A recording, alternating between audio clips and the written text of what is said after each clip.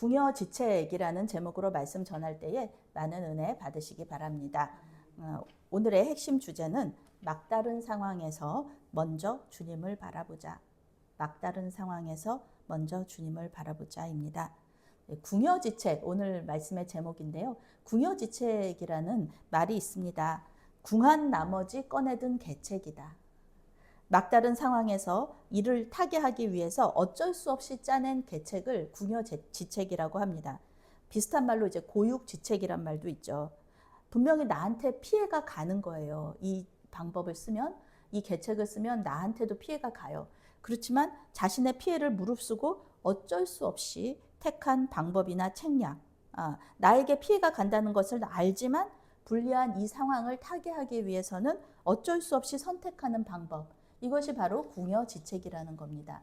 오늘 다윗이 바로 이 궁여지책으로 블레셋에 망명을 하게 됩니다. 말씀 1절 2절 함께 읽겠습니다. 1절 2절 말씀. 다윗이 그 마음에 생각하기를 내가 후일에는 사울의 손에 붙잡히리니 블레셋 사람들의 땅으로 피하여 들어가는 것이 좋으리로다. 사울이 이스라엘 온 영토 내에서 다시 나를 찾다가 단념하리니 내가 그의 손에서 벗어나리라 하고 다윗이 일어나 함께 있는 사람 600명과 더불어 가드 왕 마옥의 아들 아기스에게로 건너가니라. 아멘. 네, 우리가 지금 보고 있는 개역개정 성경은요, 사무엘상 26장과 27장이 완전히 분리가 되어 있어요. 그런데 영어 성경에서는 26장의 마지막 구절하고 27장의 1절이 같이 연결이 되어 있습니다. 그래서 이렇게 26장 25절 이렇게 끝나요. 사울은 집으로 돌아갔다. 다윗도 떠났다.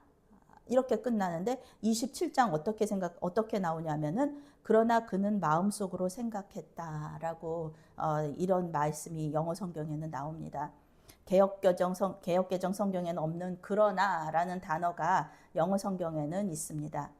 26장 마지막에 사울왕은 이제 자기 잘못을 인정하잖아요. 그리고 이제 우리 같이 집으로 돌아가자라고 요청을 하는데요. 다윗이 그 요청을 거절합니다. 사울왕의 약속을 믿지 못했기 때문에 그렇습니다. 이때 다윗의 그 두려움과 불안이 얼마나 컸는지를 알 수 있는 구절이 오늘 말씀에서 나오는 1절입니다. 내가 후일에는 사울의 손에 붙잡히리니 블레셋으로 피하여 들어가는 것이 좋으리로다. 개역개정 성경에서는 그냥 붙잡힌다라고 나오는데요. 영어 성경에서는 죽을 것이다. kill이라는 단어가 나와요. 그러니까 내가 붙잡히는 거, 뭐 사울 왕한테 붙잡히는 거 그게 끝이 아니라 사울 왕의 손에 내가 죽을 거다. 그러니까 내가 블레셋으로 도망을 가야겠다. 이렇게 결정을 하는 거예요. 그 무서운 골리앗을 돌 몇 개로 쓰러뜨렸던 그런 다윗이잖아요. 용감했던 다윗이잖아요. 그런데 이 믿음이 좋았던 다윗의 모습은 온데간데가 없고 이제는 사울이 자신을 죽일까 봐 벌벌 떠는 그런 다윗의 모습이 오늘 말씀에 나와 있습니다. 그래서 다윗이 이렇게 우리한테 살아있는 인물로 다가오는 거예요. 우리의 모습도 이런 거잖아요. 어떨 때는 굉장히 믿음이 좋은 것처럼 보여져요. 그런데 또 어떤 순간에는 정말 믿음이 이것밖에는 안 되나? 그럴 정도로 우리의 믿음이 이렇게 조금 높낮이가 있다는 것이죠. 하나님께서 다윗을 왕으로 기름 부으셨죠. 그것을 믿는다면은 이런 말 하면 안 됩니다. 네. 하나님의 약속이 이루어지기 전까지 다윗은 사울왕한테 붙잡혀서 죽지 않아요. 죽을 수가 없습니다. 그런데 두려움과 불안이 엄습하니까 다윗은 하나님께 묻지도 않고 인간적인 생각으로 블레셋으로의 망명을 선택합니다. 사실 다윗을 이해하고자 한다면은 이해 못할 것도 없어요. 불량배 드리기는 하지만 이 다윗의 부하가 600명이나 됩니다. 그리고 딸린 식구들도 있잖아요. 학자들에 따라서 이제 의견이 분분한데요. 다윗이 이끄는 공동체가 1000명에서 2000명 정도 되었다고 합니다. 혼자 사울왕을 피해서 도망쳤던 이 다윗은 이제 2000명 공동체의 리더가 되었어요. 혼자였다면 어떻게 해서든지 도망 다녔겠죠. 이스라엘 땅을 혼자였다면 이렇게 여기저기 돌아다녔을 텐데 이제는 2,000명을 이끌고 가야 된다는 거예요. 2,000명의 공동체가 있는 거예요. 그렇죠. 우리도 그렇지 않습니까? 이제 메아리 교회가 지금은 작은 수잖아요. 우리 지금 4명이서 예배하고 있는데 나중에 막 사람들이 많아지고 이러면은 공동체가 커진단 말이에요. 그러면은 그 지도자가 혼자서는 어렵고 이제 몇 명의 지도자들이 같이 생기죠. 이제 부목사님들이나 전도사님들. 그러면은 제가 혼자 결정을 내리고 하는 것보다는 우리 성도님들, 우리는 이제 원래회로 모든 것을 하지만 이제 원래회 가지고는 안 되는 거죠. 사람들이 많아지면은 구역회도 해야 되고요, 기획위원회도 해야 되고요. 이렇게 많아지는 거예요. 공동체가 커지는 거예요. 그러니까 나 자신, 나 혼자만의 결정, 나 혼자만의 믿음만 내세우기는 어려웠을 것이다. 하나님은 다윗의 공동체를 점점 키워주시면서요, 다윗을 훈련시키십니다. 위기의 상황에서 내가 이 지도자가 어떤 결정을 내리느냐, 이것이 얼마나 중요한 것인가를 오늘 하나님께서 훈련하고 계세요. 다윗은 자신이 블레셋으로 피하면은 사울 왕이 단념할 것이라고 생각합니다. 자신은 그의 손에서 벗어날 것이다, 이렇게 생각하는 거예요. 다윗 한 명을 붙잡자고 사울 왕이 블레셋과 전쟁을 한다는 것은 현실적으로 맞지가 않다는 거죠. 블레셋은 5개의 도시가 연합한 그렇게 한 나라를 이루었는데요. 가사, 아스글론, 아스돗, 에그롯, 가드가 그 도시들입니다. 각 도시들마다 특징들이 다 있어요.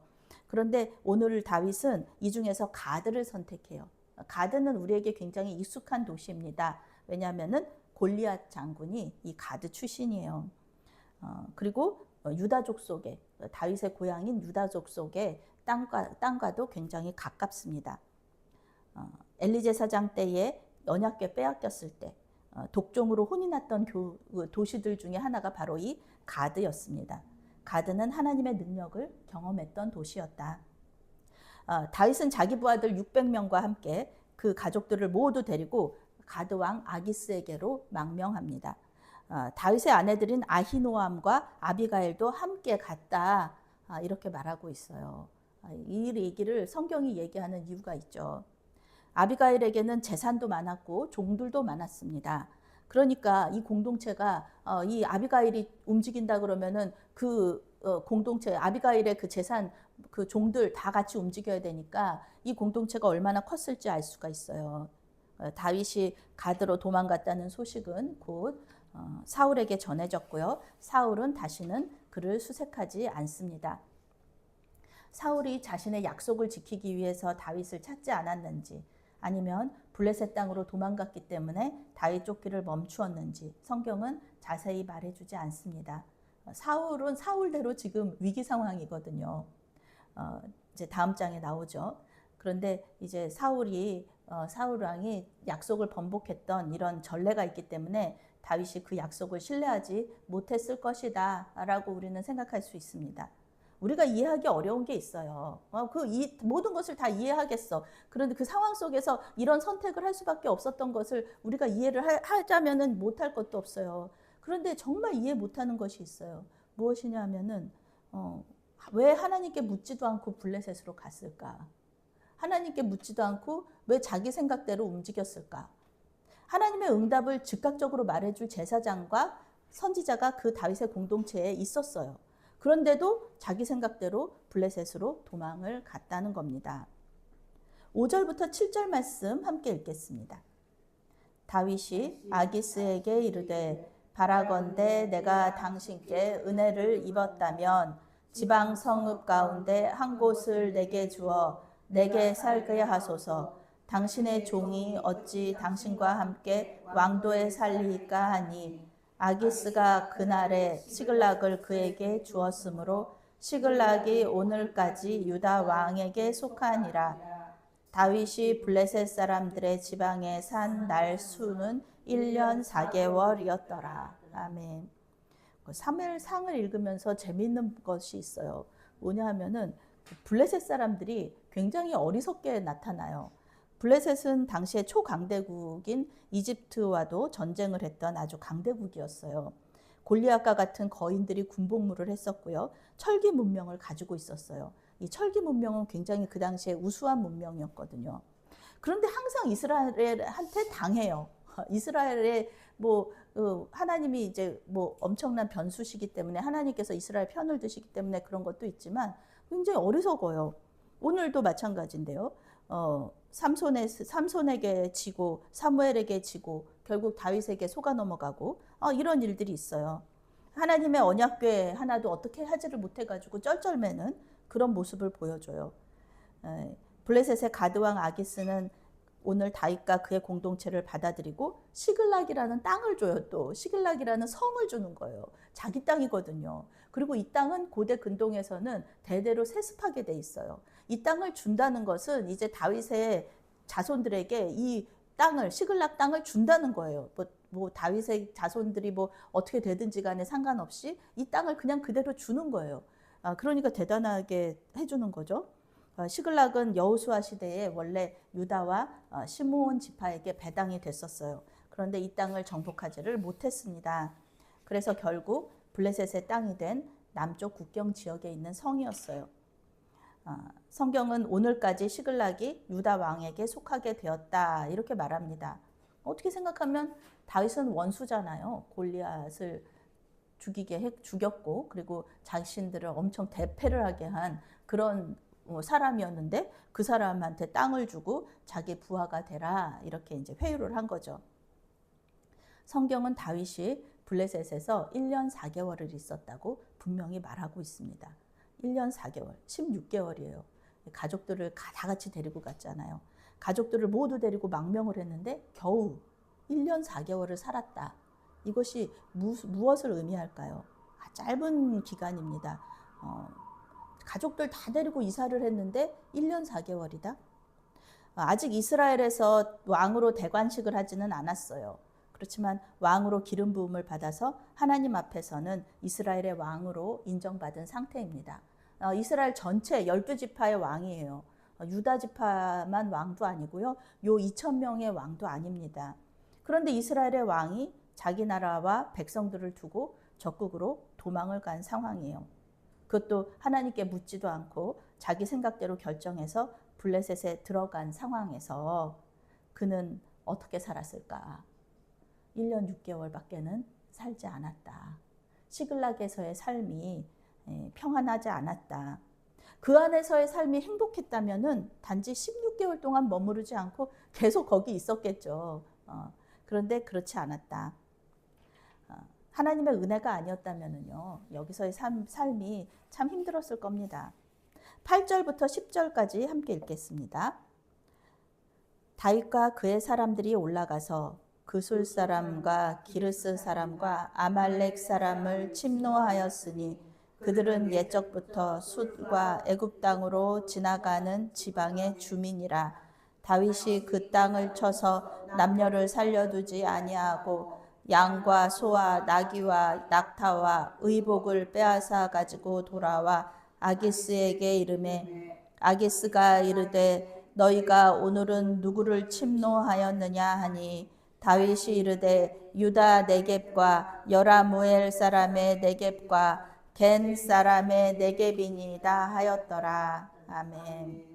네, 다윗이 이제 블레셋의 시글락에서 한 일은요, 블레셋의 남쪽 국경 지역에 살면서 블레셋 사람들을 괴롭히던 또 이스라엘 사람들을 괴롭히던 주민들을 공격한 것입니다. 그들을 진멸했어요. 진멸이란 단어 아시죠? 모든 사람들 다 죽이는 겁니다. 그술 사람, 기르스 사람, 아말렉 사람들의 도시를 공격하고 사람들을 죽이고 양과 소와 나귀와 낙타와 의복을 빼앗아서 돌아오는 일입니다. 이스라엘의 왕이 지금 산적 노릇을 하고 있는 거죠. 산적이나 뭐 해적처럼 다른 사람들의 성에 가서 이거 훔쳐가지고, 훔치는 건 아니죠. 뺏어서 오는 거죠. 게다가 가드왕 아기스를 속여야 되잖아요. 자기 이제 유다 이스라엘 사람들하고는 나는 정말 의절했다. 그렇게 보여줘야 되는 거니까 이 뭐 사기꾼 노릇도 해야 되는 거예요. 굉장히 뭐 정치적으로는 이런 일들을 할 수 있다 그렇게 하지만 하나님의 사람으로서 이런 일을 하는 것이 참 쉽지는 않은 거죠. 다윗은 유다 땅을 공격하지 않았고요. 직접적으로 아기스 왕에게 유다 땅을 공격했다고 말하지는 않습니다. 이런 거 정치적인 용어로 조금 NCND 정책이라고 그런 얘기들을 하는데요. 이건 뭐냐면은 부인도 하지 않고 시인도 하지 않는 거예요. 그래서 그냥 얼버무리는 거죠. 유다 네겝과 여라무엘 네겝과 겐 사람의 네겝이라고 이제 빙빙 돌려서 얘기하는 거예요. 어떤 분들이 이제 저한테 메아리 교회가 어디 있냐고 물어보시거든요.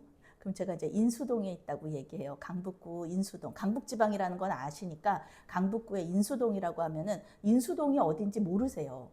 왜냐하면은 그 수유동이나 수유리죠. 수유리, 미아리 이렇게는 잘 아시는데 인수동은 잘 모르세요. 그 1994년도에 수유동에서 이 인수동이 분리가 됐어요. 그러니까 얼마 되지 않았어요. 이 인수동이 생긴 게 얼마 되지 않아서 교회를 얘기하면 인수동은 잘 모르시죠. 그래서 그냥 뭐 우익교회에 가깝다, 우익교회 옆에 있다 이렇게 얘기하면은 또 잘 알기도 하시는데 어른들은 우익교회 워낙에 이제 100년 넘은 교회니까. 그래서 교회가 이렇게 어디냐고 물어보면 저는 그냥 수유동에 있어요. 그냥 그렇게 얘기해요. 왜냐면 수유동은 잘 아시니까. 그런데 수유동에 가서 우리 교회를 찾으려고 그러면은 못 찾습니다. 우리는 인수동에 있기 때문에 수유동에 있다고 그러면 못 찾아요. 그런 것도 여기서도 마찬가지예요. 다윗도 아기스를 속이기 위해서 뭐 유다 네겝 뭐 또 그 겐 사람의 네겝 이렇게 여라무엘 네겝이다 이렇게 얘기를 해가지고 유다 땅에 침략을 한 것처럼 아기스가 이제 착각을 하게 되는 거죠. 근데 사실은 그거 아니라는 거예요. 아기스를 속이기 위해서 그렇게 유다 땅을 공격했다고 말했지만 그가 공격한 것은 이스라엘과 블레셋을 괴롭혔던 남쪽 국경지역 사람들입니다. 다윗은 안전하게 살려고 평화롭게 살려고 죽지 않으려고 블레셋으로 도망쳤지만 하는 일, 다윗이 이곳에서 블레셋 땅에서 한 일은 죽이고 훔치고 속이는 일이었다는 겁니다. 11절 말씀, 12절 말씀 함께 읽습니다. 다윗이 그 남녀를 살려서 가드로 데려가지 아니한 것은 그의 생각에 그들이 우리에게 대하여 이르기를 다윗이 행한 일이 이러하니라 하여 블레셋 사람들의 지방에 거주하는 동안에 이같이 행하는 습관이 있었다 할까 두려워함이었더라. 아기스가 다윗을 믿고 말하기를 다윗이 자기 백성 이스라엘에게 심히 미움을 받게 되었으니 그는 영원히 내 부하가 되리라 생각하니라. 아멘. 여기도 나오죠. 그의 생각에. 다윗이 또 이렇게 생각한 거예요. 다윗이 그 많은 사람들 공격했던 그 많은 성 안의 사람들을 죽였던 이유. 그것은 자기 생각에 이 사람들이 살아서 돌아오거나 아니면은 이 포로로 끌어오면은 그 사람들이 아기스 왕에게 얘기할까봐 우리 유다 사람들 아니고 우리 이방 사람들이라고 얘기할까봐 사울 왕이 자신을 죽일까봐 두려워했던 다윗이 이 블레셋 사람의 아기스 왕도 이제 두려워서 그렇게 얘기를 한 거죠. 그래서 다윗은 자신이 공격한 성의 전리품들은 가져왔어요. 동물, 짐승들, 뭐 물건들은 다 가져왔는데 사람은 다 죽였습니다. 아기스 왕은 다윗이 유다 땅을 공격하니까 이스라엘의 배반자가 됐다. 이제 변절자다. 이스라엘하고는 다윗은 완전히 의절했다. 이렇게 생각하면서 절대 돌아갈 수 없을 것이라고 믿었습니다. 다윗을 믿었어요. 그래서 이스라엘을 괴롭히는 도시들을 공격하고 있다는 것을 이렇게 알면은 다윗과 그 공동체를 쫓아낼 수도 있었는데 이 하나님께서 잠깐 이렇게 눈을 가리셔서 하나님을 이 다윗을 믿게 만든 거죠. 하나님을 예배하는 땅에서 떠나는 것을 싫어했던 다윗은 결국 블레셋에서도 평안을 얻지 못합니다. 우리는요 때때로 궁여지책으로 도망치는 것을 선택할 때가 있습니다. 도망치면 안 된다는 것을 우리는 알고 있어요. 도망쳐도 해결되지 않는다. 도망치는 거로는 도피하는 거로는 해결되지 않는다라는 것을 알면서도 상황이 너무 힘들으니까 지금 상황이 너무 힘들고 어려우니까 도피하는 겁니다. 물론 우리가 피해야 하는 상황도 있어요. 예수님도 때가 이르지 않았을 때 불필요한 충돌을 피하기 위해서 나사렛을 떠나기도 하셨고요. 또 예수님을 죽이려는 종교 지도자들을 피해서 다니기도 하셨습니다. 그런데 예수님께서는 십자가 고난은 피하지 않으셨다. 예수님이라고 왜 십자가 고난을 피해서 도망치고 싶은 생각이 없으셨겠습니까? 예수님의 겟세마네에서 예수님 3번이나 기도하시잖아요. 이 잔을 지나가게 해달라. 그래도 예수님은 하나님의 구원 계획과 부활의 약속을 믿고 그 잔을 받으셨습니다. 여기 계신 성도님들께는 이제 좀 송구스러운데요. 이해하고 들어주시기 바랍니다. 제가 요즘 들어서 참 내가 나이가 들었구나 하고 느낄 때가 있어요. 예전에는 일이 무섭지가 않고 재밌었거든요. 그런데 이제는 일이 무섭게 느껴질 때가 있어요. 왜냐하면 체력이 따라주지를 않기 때문에 그렇습니다. 체력이 힘드니까 일을 좀 피하고 싶은 거죠. 피하고 싶은 생각이 들어요. 그때마다 제가 찬송가 330장을 조용히 읊조립니다. 어둠 밤 쉬되리니 내 직분 지켜서 찬잇을 맺힐 때에 일찍 일어나 해 돋는 아침부터 힘써서 일하라. 일할 수 없는 밤이 속히 오리라. 아멘. 우리는 100년도 못 사는 인생입니다. 그리고 감리교 목사 은퇴가 70세예요. 제가 이제 50대 중반인데 체력의 한계를 느끼니까 언제까지 이렇게 열정적으로 사역할지는 모르겠습니다. 그러니 도망치지 말고 일할 수 있을 때 일하자라고 다짐을 하는 것입니다. 궁여지책으로 도망을 치면은요, 그 문제가 해결되고 평안할 것 같지만 우리 믿는 사람들은 절대 도망쳐서 평안을 얻지는 못합니다. 힘든 상황 속에서도 예수님 안에 있을 때 우리는 비로소 평안을 누릴 수 있다는 것입니다. 사실 주님 앞에서 모든 문제는 아무것도 아닙니다. 그래서 예수님 오늘 말씀에도 제가 처음에 읽었는데요. 수고하고 무거운 짐 진 자들아 다 내게로 오라. 내가 너희를 쉬게 하리라. 이렇게 말씀하시는 겁니다. 힘들고 죽겠는 상황이 있다면은 그 상황에서 도망치고 싶다면은 주님께로 가시기 바랍니다. 주님을 바라볼 때 주님께서 우리와 함께 하시면서 그 문제를 해결하는 과정 속에서 역사하여 주실 줄 믿습니다. 지금은 죽을 것 같아도요. 나중에 그 일을 다 겪고 지나가 보면은요. 그 일 정말 아무것도 아니었는데 라는 생각이 듭니다. 그때는 정말 힘들었어요. 그래서 어떻게 해서든지 주님께 매달리고 또 인간적인 생각도 또 동원하고 그래서 그 일들을 다 지나가잖아요. 그러면은 이제 그때를 돌아보면서 그때를 성찰하면서 그때 그 일을 정말 아무것도 아니었는데 내가 참 힘들어했구나. 그리고 주님께서 인도하여 주신 덕분에 주님의 그 위로 덕분에 내가 여기까지 왔구나. 이렇게 생각하면서 감사하게 된다는 것입니다. 주님께 모든 것을 맡기고 주님 안에서 평안을 누리시는 저와 여러분이 되시기를 바라겠습니다. 아멘. 사랑의 하나님, 우리가 두려워하고 불안해하는 모든 상황과 문제들이 주님 앞에서는 아무것도 아님을 믿습니다. 우리를 불쌍히 여기사 주님을 믿는 믿음으로 돌파하게 하여 주시옵소서. 예수님의 이름으로 감사하며 기도했습니다. 아멘.